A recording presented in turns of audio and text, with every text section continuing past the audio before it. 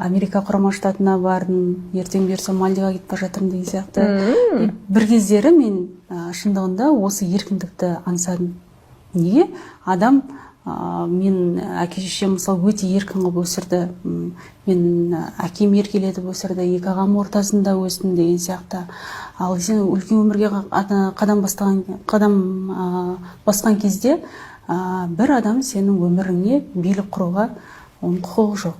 Мен солай ойлаймын. Өйткені мені кішкентайымнан мәпелеп, қағып, өсіріп, өндіріп, әке-шешем өсірген кезде мен үлкен тұлға болып, олар үміт күтіп отырған кезде, мен олардың үмітін ақтау керекпін.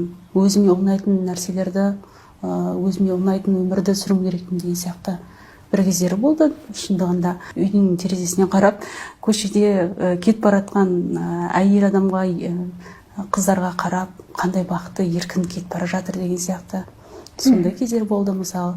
Сол уақыттарды, сол тәжірибелерді қазір есіме түсіріп, осы өміріме өте шүкіршілік айтамын.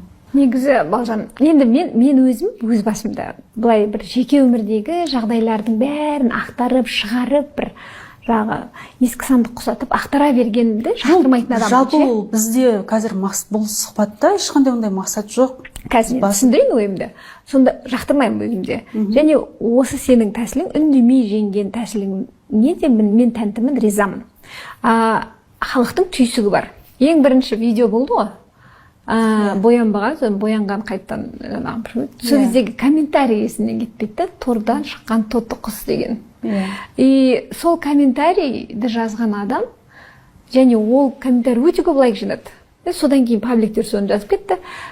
Біртүрлі бүкіл сенің басыңда болған жағдайды үнсіз өздері ақ түсінген сияқты болып көрінді.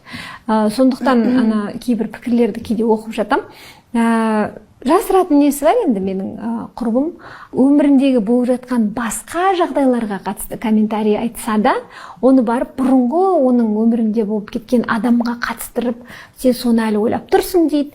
Сондықтан мен қазір мына сұхбаттан қайтадан бір айдаладағы бір өткен өмірде жолда кездесіп қалған адамның өміріне қатысты сөйлеп отыр екен деп, осы қыз осыдан басқа нәрсені айтпайды екен деп ойлағанын қаламаймын шыны керек.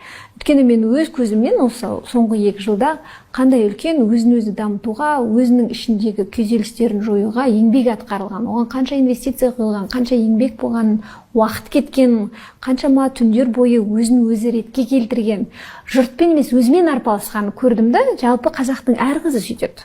Өзімен арпалысады. Бірінші, өзгеге зияным тимесін, болды, кеткен нәрсе кетті, енді өзімді реттейін дейді. Баласы болса баласын алады деген сияқты ғой. Сондықтан халыққа бір... Балжанды танымай қалдық қой. Әр кезде әртүрлі образдар жасайды. Әртіс деген осындай болу керек шығар деп ойлаймын. Әр кезде әртүрлі құлпырат. Балжан жалықтырмайды ән айтқан кезде. Және мына Тұрардың әнін мүлдем өзіне шапшақ қылып керемет қылып келген екен, айтып шыққан екен. Құтты болсын, күштік кәвер болды. Рахмет саған көп-көп. Осылай әдем болып жүре бер. Жарқырап әдем әндеріңмен. Рахмет. Мәке сіз айтыңызшы. Мәкен күшті айтты. Мәкеннен маған беріп жатсыңдар ғой? Типа жасқа қарап жатсыңдар ма? Марат мырза. Жоқ, жұмсақ пікір дегенге сізге. Жұмсақ пікір, жұмсаққа ма? Пікірі жоқ, жұмсақ десе. Мен де негіз андай ғой, оның жасыратын дымы жоқ қой, сахнаның артында жүрген кезде бүгін шығатын әншілерді көресің ғой негізі. Мен негізі Балжанды көрдім бүгін. Амандасқан жоқпын. Өткен таныған жоқпын мен. Өтіп кеттім. Бай болады екенсің. Мен айтайын. Сосын негіз анау Мейрамбек кезінде айтатын еді ғой анау. Ташкент көрген деп ше. Анау шетел көрсе болды, Ташкент. Одан артық шетел жоқ еді ғой бізге Ташкент көрген деп. Бұл енді Балжандар шетел көргендер ғой. Анау шетелші кавер жасайды да олар. Қазақша емес та не? Шетельский бар ғой кәдімгі. Емес па? Қазақша емес. Қазақша емес. Жаңағында еще нақты странасы жоқ да андай. Болгарский, российский емес та, шетельский да, короче, ше. Нақты несі жоқ. Чехословацкий сияқты.